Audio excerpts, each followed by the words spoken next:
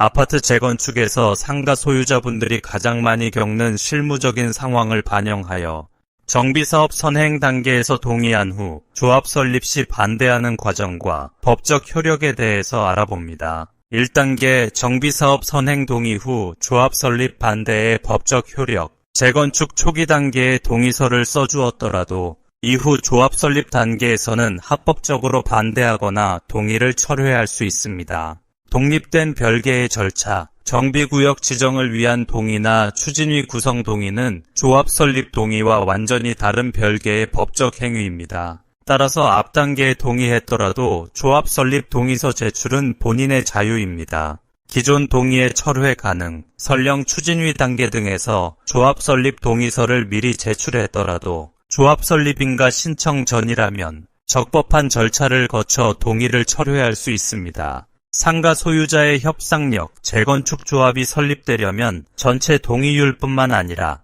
상가동 과반수 동의라는 요건을 반드시 채워야 합니다. 즉, 선행 동의를 했더라도 최종 조합 설립 단계에서 반대 의사를 표명함으로써 상가 소유자들의 권리를 지키기 위한 강력한 협상 카드로 활용할 수 있습니다. 2단계, 끝까지 조합 설립에 반대할 경우 상가 소유자의 반대에도 불구하고 다른 동의율이 충족되어 조합 설립 인가가 나면 반대자는 조합원이 되지 못하고 매도 청구 절차를 밟게 됩니다. 서면 촉구, 조합은 설립 인가 후 반대자에게 조합에 동반할 것인가를 마지막으로 묻는 서면 촉구를 보냅니다. 매도 청구 소송, 2개월의 숙려기간 동안 응하지 않거나 거부하면 조합은 그 시점부터 2개월 이내에 법원에 소송을 제기합니다. 결과 법원 감정평가사가 산정한 시가로 상가 소유권을 조합에 넘겨주고 현금 청산을 받게 됩니다. 다만 이 과정에서 실제 권리금이나 영업 손실이 온전히 보상되지 않아 손해를 볼 리스크가 있습니다. 3단계 조합 설립에 동의한 후 아파트 입주권을 받는 조건,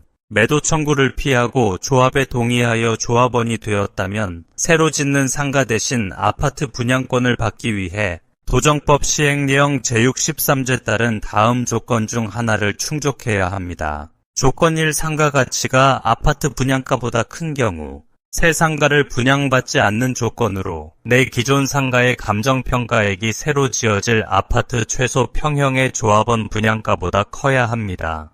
공식, 내 상가 감정평가액 아파트 최소 평형 분양가 정관 비율. 조건 2. 상가를 받고도 돈이 많이 남는 경우 새 상가를 분양받고도 남은 금액이 새로 지어질 아파트 최소 평형의 분양가보다 크다면 아파트 한 채를 추가로 받을 수 있습니다. 조건 3. 조합 정관에 특별 규정을 둔 경우 위 금액 기준에 미달하더라도 조합원 총회를 통해 상가 소유자에게 아파트를 주도록 정관을 따로 마련한 경우입니다. 다만 최근 대법원은 법령 기준을 벗어난 정관 변경에 대해 엄격하게 제한하는 추세이므로 리스크가 존재합니다. 최종 요약 및 실전 팁. 초기 단계에 동의했더라도 조합 설립 단계에서 반대 의사를 밝히거나 동의를 보류하는 것은 상가 소유자의 정당한 권리이자 강력한 무기입니다. 상가 소유자들은 무조건 반대하여 매도 청구를 당하기보다는 조합 설립에 필요한 상가동 과반수 동의 요건을 지렛대 삼아 조합 측과 상가 독립정산제 약정 및